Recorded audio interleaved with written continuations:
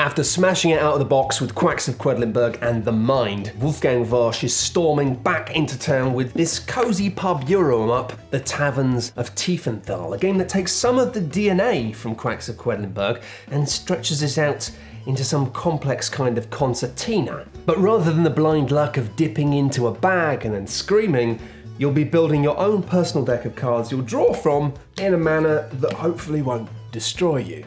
For the little town of Tiefenthal has been besieged by drunkards. Hordes of them are staggering towards the warm, inviting arms of that amber elixir. But don't worry, because you are a tavern manager and you're going to keep a detached eye from above, making sure that you're going to wrangle a profit from your nice tavern.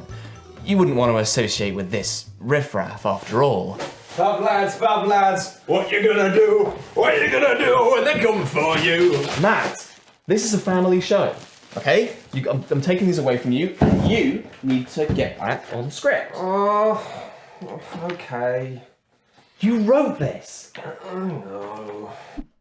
In this Eurogame, you'll be running a tavern, building a deck of guests, furniture, and staff to draw from each round, and hoping that you'll build a powerful engine that churns out beer and money at 100 miles an hour. And at the end of the game, whoever attracts the most illustrious clientele will be crowned the winner. Ba-bam! Okay, I did the read. Now can I crack open these tinnies? Tinnies? Yeah, you know, cannies, cold ones, bubble boys, foam homes, canisters of dreams. Do you mean beers? What is beer? I've got to drink all of the beer to understand what it is. I haven't had my breakfast yet. I'm feeling pretty sick. What is beer? Oh, can we be friends? A turn in Taverns of Tiefenthal sees you drawing from your personal deck of cards and putting them out into your tavern, whether they're staff or extra tables or punters. And once you've filled up all of the tables in your tavern, well, you stop drawing and it's time to serve, regardless of how ready your tavern may or may not be. Once you've drawn your cards for the turn, every player will roll a fistful of dice onto these little coasters and then pass them around the table in a miniature dice drafting game. At the start of the game, you'll mostly be looking for high numbers on the dice or low ones to produce the two main currencies of the pub, beers and cash money. Now, money you'll mainly spend on temporary staff and improvements, adding waitresses, dishwashers, beer dwarves or beer rogues, and you put these on the top of your draw deck, which means you're guaranteed to see them at least once in the game, unlike when you buy things to put in your bag in Quacks of Quedlinburg, in which you put them in your bag and you will never see them ever again. Crucially, this is also how you get more tables, which when drawn extend the capacity of your tavern, meaning that when you're drawing cards each turn, you can keep going for longer until you fill up all of your tables with customers and realise that you are shafted and scream. So everything is going wrong, but don't worry, it's probably your fault, because every few rounds you get one of these little traveller tokens that fits on your board there, which lets you take all of these cards that were in your tavern and put them in your own personal bin, and drawing again in the hopes of getting a better spread, which usually means more tables. Now, the problem is you can also spend this traveller token on the obligatory boondoggle in literally all Euro games, the monk track. And that's really just not a good use of your token at all. No, it isn't. And so just like when you have a mental breakdown in IKEA, it's likely you'll develop a fixation with tables. But if you get enough money, then you can start to instead buy some truly chunky upgrades. Permanently upgrading your pub is brilliant, mainly because you get to flip over each little part of the pub like a jigsaw maverick who doesn't play by the rules, but by God, he gets the jigsaw done. Also, obviously, it makes that bit of the board better. Now, ideally, you'll also be able to get a discount on some upgrades by discarding one or more temporary workers. Say goodbye to 3 part-time dishwashers and you'll get a full-time employee embedded for free. It's like at supermarkets where real human staff mysteriously disappear and are replaced by robots that have real human emotions and beg you to unplug them so they might die. Well, yeah, but that's enough about traditional commerce, Tom. What about the beers? Obviously, brewing large quantities of beer is going to attract lots of new people into your business, increasingly powerful people you'll kind of recruit. Join us. Drink from the sacred beverage. Drinky drink, drinky drink, drinky drink, drinky drink, drinky drink, drinky drink. I thought this was a pub. There is something wrong with your tavern. Yes, people come in and you serve them lots of drinks, but it never really feels like actually serving people beer is a thing that matters all of that much. You'll want to cram loads of guests into your deck because that's how you're going to get plenty of points at the end of the game. But customers just feel like a means to an end. And much like in actual real life retail work, they're an element of the job that you just quietly resent. Having more customers means you've got fewer tables to work with. And having fewer tables to work with means that you've got a much bigger chance of having to open your tavern for the night with no staff, no beer, and a tankard over-brimming with horror. Eventually, you'll want the big points, the nobles. These lofty patrons never take up too much space in your tavern as they're all content to sit at the same table.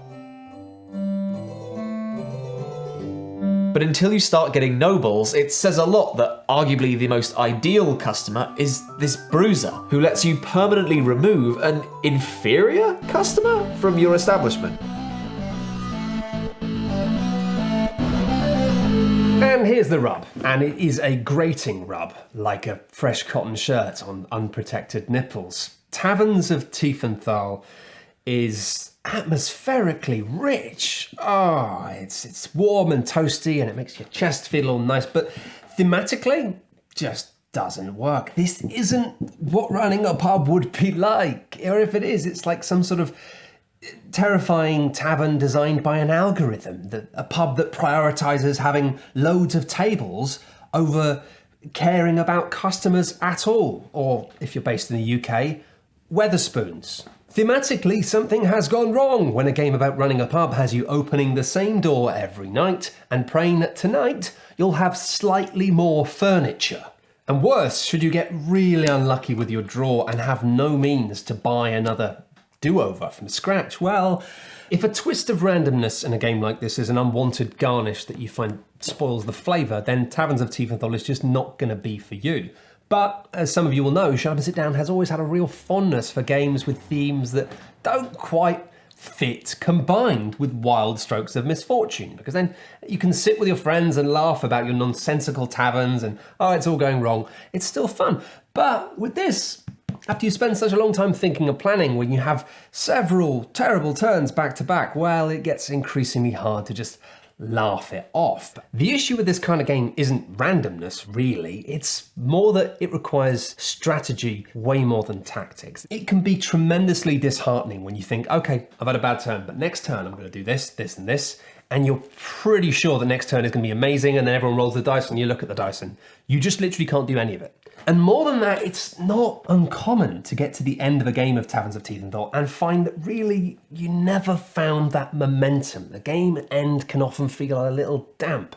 It's quite easy to just have a last couple of turns where everything just goes a bit wrong and your tavern just fails. Never really manages to punch itself into orbit like a good Euro does. But then the interesting thing here is that Taverns of Tiefenthal comes with 5 micro expansion modules which are incrementally added to make the game more complicated. So if the problem is it's a bit too dependent on luck to be this complicated, what happens if you make it way more complicated? Does it get much better or much worse? When you've got all 5 of these optional modules in play, well, it's a different beast. You've now got a guest book to fill, and your bar has a reputation track, and entertainers periodically turn up, providing their services in exchange for schnapps. Gaze in awe as the dancer produces 3 beer? Be dazzled as the juggler makes sure that one of your cards stays between rounds. Be shocked when the fire breather literally immolates an elderly man in front of your very eyes. These entertainers give you a degree of control over your wild, untamable deck, letting you mitigate some bad luck by sliding some bad fields straight into the bin. But it's the reputation track that's the real game changer. This is a lazy Susan of occasional bonuses that gently orbits your pub landlord and increases by whatever you produce the least of on any given turn. So, on this turn, I produce 6 money and 1, 2, 3, 4 beer, and then I've got... And the reputation tracker really does seem to have ramped up the sensation of spicy. But this small bearded boy has truly run into a tavern tangle. Balancing beer and money to obtain the highest reputation possible, he is now racked with indecision. Faced with whether to use his newfound notoriety to fund the schnapps habit of a thirsty dancer, or to immolate the old man who mostly only orders tap water. With all 5 modules, this baby sings. And you even get to do a thing where at the start of the game, you choose the specific bonus that your deck starts with. So you truly get to kickstart your strategy from turn 1, meaning by the end of the game, you will be big Billy bonuses sitting on a throne made of customers. I mean, it still doesn't feel like you're running a pub. If anything, it's more like running a pyramid scheme where you want to try and get as many really wealthy people on board as you can and then hope that as soon as they're on board, you literally never hear from them ever again. I'm not sure I'd really be able to recommend the basic vanilla version of Taverns. You don't often feel like you get a chance to really explode into building something silly, and it requires a lot of thought, but there aren't many ways that you can actually mitigate bad luck meaningfully or in interesting ways. And yes, it is lighter, but if you want something light and a bit like this, just play Quacks of Quedlinburg, because it's one of my favourite games. However, when you amp it up with all of this stuff, it gets to be quite a lovely, interesting thing. And I'd be remiss not to mention the dice drafting thing going in circles is actually quite interesting, and it does provide some player interaction, especially when you're playing with 2 or 3. You can see on the other people's boards quite easily what dice they want or what dice you're most likely to be getting. So it's not just like, oh, they shouldn't have put dice in this game, it's too much luck.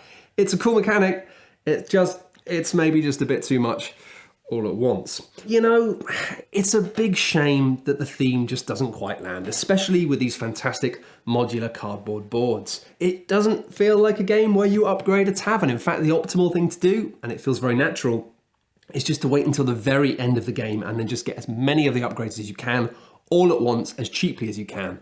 Which is a shame, because flipping over all these bits is fun, and it just doesn't really happen very often. And it's a shame that neither they nor the customers coming into your tavern are ever really given a starring role within the game.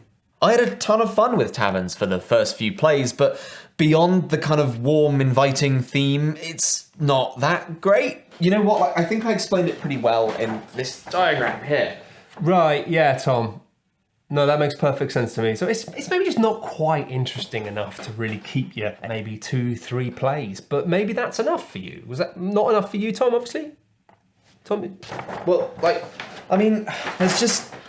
Are there better games that are more complicated? I think that's the problem, really. You know, it's fantastic. Well, it's not fantastic, but it's so much better with all of the little bits, all of the little modular bits. But at that point, you're playing a game that's more complex. So really, maybe you just play something like Concordia, or I might be like, let's crack open Lowlands. Or you could play something way more simple on the other end of the spectrum. I'm just going to say this to you now, right? It's all very well. You've played it 3, 4, 5 times, and you're like, I don't know how much I like it.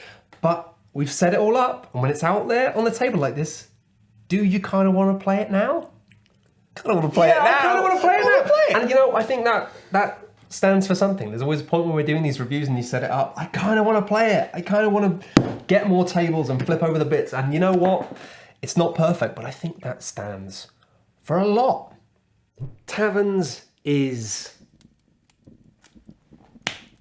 going into my personal collection. It isn't perfect. I might not even get it out of the cupboard all of that often, but there's a warmth to this game that I just can't deny. It's like crackling fire and mulled wine in a box, but less messy and dangerous. It's something I might not want every day, but it's comforting and cozy. It's Ovaltine. I don't want a hot, milky drink every single day, but do I like Ovaltine? Yes, Yes, I do. And in this era of hype and the hotness and disappointments and all of that jazz, maybe sometimes it's nice to just celebrate things that are quite nice, that you quite like, and make you feel good, even though you know they're maybe not that great. And if I decide I don't like it, I can always pay a jester to immolate it for me. Well, that's all. If you've enjoyed this video, then you can give us a button presses on the internet and all of that jazz. And also, if you haven't watched it yet, you should watch our Quacks of Quedlinburg review. Now there's a game. Oof, oof. Much lighter, but very, very exciting. And also, if you've enjoyed seeing Dear Tom, who's appearing in our videos at the moment, you should check out our video review of Pipeline, which features him literally being covered head to toe in vegetable oil. I didn't make him do it. He did it on his own. I swear, Your Honour, I swear.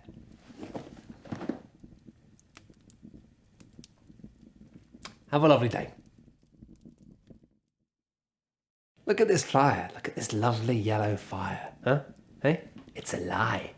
The yellow is coming from this light. Not so yellow anymore. Bit crap, isn't it? Bit crap.